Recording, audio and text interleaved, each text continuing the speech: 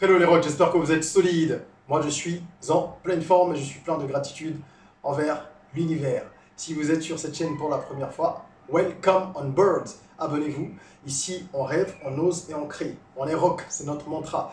Donc sur cette chaîne, nous on parle de développement personnel, de mindset et de business et d'entrepreneuriat. Mais je mets toujours le mindset avant parce que de toute façon, vous avez beau avoir les meilleures idées et toutes les ressources possibles, si vous n'avez pas l'état d'esprit qu'il faut pour déployer les choses convenablement, pour transformer votre propre vie, pour mener des projets vers le succès, toutes les ressources humaines, financières, intellectuelles, tout ce que vous avez ne vous servira à rien. Donc le mindset, c'est très très important.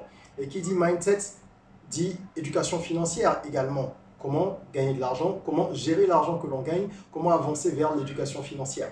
Aujourd'hui, on va parler justement de cash, on va parler d'un aspect qu'on n'évoque pas souvent parce qu'on parle souvent des sources de revenus, de l'optimisation, du fait qu'il faut acheter des actifs, comment les choisir, etc. Mais on ne parle pas souvent de la nécessité d'avoir du cash. Et c'est de ça qu'on va parler aujourd'hui. Il est important d'avoir du cash. Pourquoi il est important d'avoir du cash et de la liquidité? Ça peut paraître surprenant pour un certain nombre d'entre vous, notamment parce qu'on est en 2023 et que tout se dématérialise. Oui, seulement que le cashless, comment on dit, cashless societies, c'est ce qui se développe un peu partout dans le monde, ce n'est pas prêt d'être totalement fonctionnel en Afrique, pour de nombreuses raisons. Quand bien même il y a des évolutions, il faut savoir que si vous n'avez pas de liquidité, en Afrique, vous aurez de nombreux problèmes, vous aurez de nombreuses difficultés. Premièrement, la dématérialisation dont on parle, elle est avancée, c'est vrai. Ce ne sont pas les cartes de crédit qui ont permis ça, parce qu'il y a très peu de cartes de crédit quand vous voyez les chiffres en Afrique. Mais les monnaies digitales, tout ce qui est mobile money des différents opérateurs téléphoniques, ça a permis de passer véritablement à la dématérialisation, en tout cas dans une certaine mesure. Le cashless, c'est intéressant aussi parce que, évidemment, c'est beaucoup plus, c'est quelque chose de plus sécurisé. Quand vous vous déplacez et que vous n'avez pas d'argent sur vous, vous êtes un peu moins anxieux. Vous vous dites que voilà, il y a moins de risques de se faire agresser, aussi bien vous, le particulier, que le commerçant. Oui, mais, attention. En Afrique, il y a de nombreux endroits où l'utilisation des monnaies digitales n'est pas encore bien développée. Ça vous paraît peut-être bizarre parce que vous vous dites que tout le monde a un compte mobile money. Eh bien, c'est pas vrai. Moi, ça m'est déjà arrivé dans des zones rurales, dans certains pays africains, de tomber sur des gens qui n'avaient pas de mobile money, ou alors une personne dans la famille a un mobile money. Parfois, vous avez des familles où déjà il y a un seul numéro de téléphone, un seul téléphone, ou deux, max. Ça va être des familles de 7 ou 8 personnes. Et certaines d'entre elles se partagent un numéro. Les gens n'appellent pas souvent, ils n'ont pas besoin d'avoir tout son portable. Ils ne sont pas sur Internet, ils connaissent rien de tout ça. Ok? Donc vous avez une personne qui a un mobile money. Quand cette personne-là n'est pas là, ou que son téléphone n'est pas là, ou que le téléphone est déchargé, etc., vous ne pouvez pas faire de transaction. Et ça, c'est compliqué. Donc le cash, ça reste indispensable déjà pour cette raison-là. Même ceux qui disposent d'un compte mobile money, ils se retrouvent dans des zones qui sont mal couvertes. Les GSM dans nos pays, les sociétés de télécom, elles ont encore beaucoup de travail à faire. Il y a encore de nombreux investissements colossaux à mener. Parce que dès que vous sortez de certains rayons, parfois vous êtes dans des zones qui sont censées être urbaines. Vous allez dans 2-3 quartiers là, de ces zones et là, on dit the network is not working. Voilà, il n'y a rien. Pas de réseau, pas de bar, on se met à faire ça. On cherche. Comment vous voulez faire des transactions à ce moment-là? Sans compter les bugs qui surviennent au niveau des installations, même quand elles sont fonctionnelles dans une zone. Les installations, toujours de ces sociétés-là, qui sont celles en fait qui permettent les transactions électroniques, digitales. Donc, on ne peut pas, avec autant d'impondérables, se permettre de ne pas avoir de cash. Je fais cette vidéo surtout parce qu'il y a quelques semaines, je parlais avec un ami qui m'a dit que lui n'utilisait quasiment plus de cash. Il bosse dans une société de télécom et il disait que c'était certainement la déformation professionnelle. Et je lui ai dit, mais attends, tu sais que ça va te causer des problèmes. Il l'a lui-même reconnu qu'il s'était déjà retrouvé dans des situations très peu confortables parce qu'il n'avait pas de cash. Vous ne pouvez pas vous permettre ça en Afrique. Vous êtes obligé de garder toujours un peu d'argent en liquide. D'accord? Et les raisons sont multiples. On peut continuer à l'infini sur cette histoire de mobile money. Il y a aussi des gens dans certaines zones qui ont un seul service. Puisque vous avez chaque réseau qui va proposer, MTN va proposer, Move va proposer, Airtel dans certains pays. Donc, selon les pays, chaque réseau propose son service. Ben, vous arrivez parfois chez des petits commerçants qui n'ont pas l'infrastructure qui va leur permettre d'avoir toutes les plateformes de paiement, ou en tout cas, ils n'ont pas voulu, ou ils ne l'ont pas. Bref, ils ont une seule solution. Mais peut-être que ben, le mec, il a Move. Et toi, tu n'as que MTN. Ça arrive. Et tu te mets à réfléchir, ah, j'ai pas de liquidité, nanana. Donc, il faut éviter ça. Gardez toujours un peu de liquide sur vous. C'est extrêmement important. Le deuxième point, au-delà de tout ce qui est contrainte liée au réseau, à la couverture, aux bugs et tout ça, comme je viens de l'évoquer, c'est que le matériel, en ce qui concerne les cartes bancaires, là, dans ce cas précis, le matériel est épileptique. Donc, un jour, ça fonctionne, vous pouvez faire un retrait avec votre carte. Un jour, ça ne fonctionne pas. Moi, ça m'est déjà arrivé de faire 3-4 distributeurs dans la même ville, dans des villes africaines. Je vais à 3-4 guichets automatiques qui ne fonctionnent pas et qui sont, s'il vous plaît, bien éloignés les uns des autres. Donc, vous perdez beaucoup de temps. Vous brûlez du carburant, vous perdez de l'argent aussi. Vous augmentez votre niveau de stress parce que vous n'arrivez pas à résoudre votre situation, qui peut être urgente. Je ne souhaite pas, si quelqu'un a un parent qui est à l'hôpital, avec le système de santé que nous connaissons dans nos pays, et que cette personne doit être soignée en urgence, comment vous faites? Ah, j'ai pas de liquidité, mais tiens, j'ai 500 000 sur mon mobile money. Oui, et alors, qu'est-ce qu'on va en faire? Même si tu as ça sur ton compte, c'est la nuit, tu peux rien faire. Même en pleine journée, tu vas à la banque et on te dit qu'il n'y a pas de connexion. Tu peux passer une demi-journée, parfois une journée entière sans pouvoir retirer ton argent.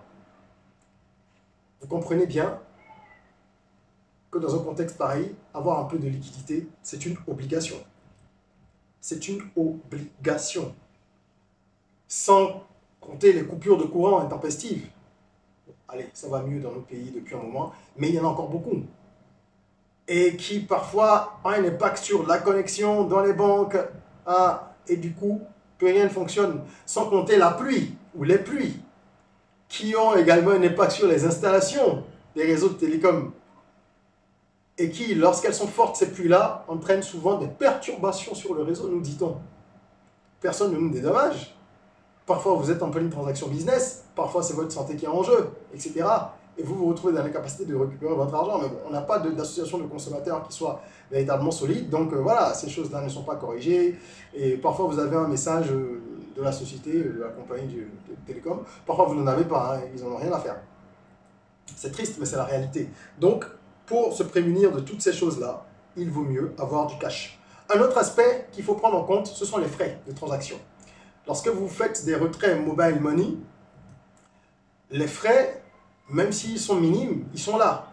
Et si vous prenez l'habitude de tout payer par mobile money, ben, ça peut vous revenir très cher à la fin du mois, hein, la facture, si vous faites le point. Dans une vidéo précédente, je parlais justement de plusieurs erreurs qui nous font perdre de l'argent. Et j'évoquais les paiements par mobile money qui peuvent être utiles lorsque dans une boutique, les gens n'ont pas la monnaie. Ça, c'est les vrais problèmes de notre quotidien, n'est-ce pas? Donc, on n'a pas la monnaie, parfois c'est 200, c'est 300, parfois c'est plus. Et vous allez attendre 1000 ans qu'on trouve la monnaie, où on ne la trouvera pas, où vous partirez si vous êtes pressé. Donc, dans ces cas-là, tout ce qui est mobile money, c'est très utile parce que vous pouvez faire des paiements du montant exact. Dans un supermarché où on vous dit que finalement, vos achats, le panier, ça fait 12 436 francs. Ben, bien sûr, il y a de fortes chances qu'on vous comptabilise 12 500 s'il n'y a pas les petites monnaies et tout. Donc là, ça peut être utile. Mais c'est à vous, justement, dans chaque cas, d'évaluer l'opportunité d'utiliser ces outils-là et de ne pas les utiliser de façon compulsive et systématique. Ce n'est pas parce que j'ai une carte de crédit qu'à chaque fois, je paie avec la carte de crédit. Parce que derrière, il y a des frais. 300 francs, 400 francs, 800 francs, etc. La monnaie digitale, c'est moins cher. Vous payez cet argent qui est le vôtre moins cher, mais vous payez quand même. Ok? Donc, il faut évaluer l'opportunité à chaque fois pour éviter les frais de transaction. Et le dernier point, qui pour moi est quand même important, c'est cette histoire de traçabilité. Lorsque vous faites tous vos paiements avec des cartes de crédit ou de la monnaie digitale, ça veut dire que tout ce que vous faites comme achat est traçable. Je pense qu'on est déjà assez surveillé dans le monde dans lequel nous vivons par notre téléphone portable ainsi que notre activité sur Internet. On est déjà assez surveillé comme ça, je crois que ça suffit. hein, enfin, c'est suffisant, quoi.